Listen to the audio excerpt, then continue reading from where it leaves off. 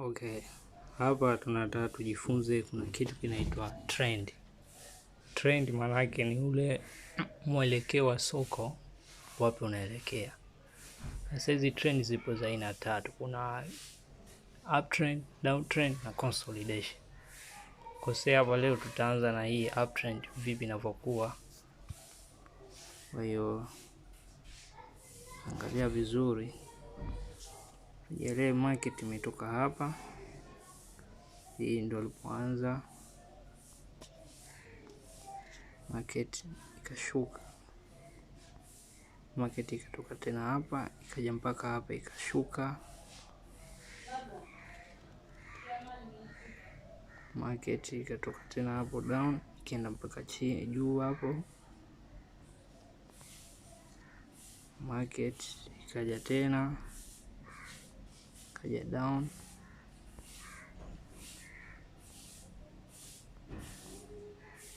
Down ikaja hapo. Market ikapanda tena.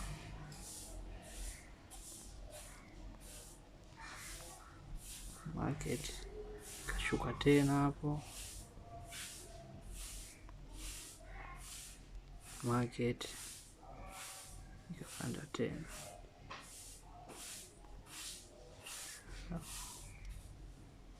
Sasa ukiangalia hii market imeanza hapa.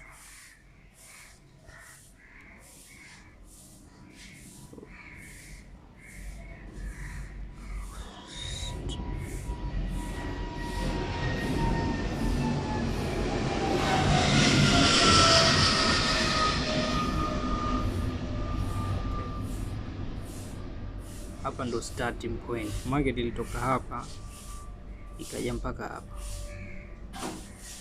ikashuka. Kushuka haijaja huku mpaka huku chini, ikavunja. Kwa ile ishia hapa, ikaenda juu, kwenda juu hapa ikavunja. Kitendo cha kuvunja hapa, hii inamaanisha sasa hivi nini? Ni uptrend. Market ikashuka tena, ikashindwa kuvunja, ikapanda tena juu, ikavunja hapa. Kwa bado market ni uptrend, maana soko linaelekea juu. Ilipofika hapa ikashuka hapa, ikaenda zake tena juu, ikavunja hapa. Kwa market bado inaelezea kwamba ni uptrend. Kwa ukikuta soko ni kitu kama hichi, kwa hii inamaanisha kwamba soko lako lipo katika mwelekeo wa nini? Kwa kupanda juu. Na siku zote jua kwamba market ikipanda juu, market hii ndo tabia yake. Market ili iende juu ina maana iende katika mfumo wa msumeno, iende juu ishuke chini, iende juu ishuke chini. Kwa hiyo itatoka hapa ije hapa, ishuke tena kidogo, ivunje hii hapa, ipande tena juu, ishuke tena kidogo, ivunje tena hii. Kwa hiyo imetoka hapa, hii ni lower, ikatengeneza haya, ikashuka kidogo, kushuka tu ikatengeneza nini? Lower, ikavunja hii haya. Ilipovunja haya ikatengeneza haya, ikashuka kidogo, ikatengeneza lower tena, ikashindwa kuivunja. Ikapanda tena juu, ikavunja haya, ikatengeneza tena new haya, ikashuka tengeneza lower mpaka tena itakapobadilika. Kwa hii ndo uptrend. Kwa sasa tuangalie katika mfumo wa soko. Katika mfumo wa market, tuangalie katika mfumo wa candlestick. Okay. Mfumo wa candlestick, mfano mzuri huu hapa. Time frame yetu 15, soko limeanza hapa. Hii ndo starting of trend. Starting of trend ni pale atakapokuwepo bearish na bullish. Kwa huyu bearish, this is bullish. Kwa kuwepo kwa hawa pamoja, hii ndo starting of trend. Kwa market imetoka hapa, ambapo hapa ni lower, ikaja zake mpaka hapa. Hii ni nini? Ni haya. Market ikashuka hapa kwa bearish, ikatengeneza lower. Ikaja zake tena juu, ikaja ikavunja hii hapa. Kuvunja hapa ikatengeneza nini? Haya. Ambapo hii sasa hivi ndo imekuja mpaka huko. Ilipovunja hii juu, imekuja kustop huko. Hii itakuwa haya, kushuka ilishindwa kuja kuvunja hii lower huko chini. Kwa ikaenda ikavunja tena haya. Hii itakuwa haya, hii itakuwa lower. Kwa kitendo cha kuja kuvunja tena ile haya, inamaanisha hii kwamba ni uptrend. Yani ndo hizo.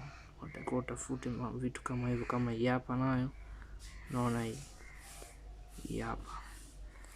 Mfano mwingine hapa, unaona hapa standing of trend imetoka imekuja mpaka hapa ikashuka, maana yake lower higher, lower ikavunja haya ikawa haya, ikaja ka test hiyo lower ikashindwa kuvunja. Inatakiwa ivunje kwa candle kama hivi. Unaona hapa ilipovunjwa hii bearish, hii ndo imekuwa break.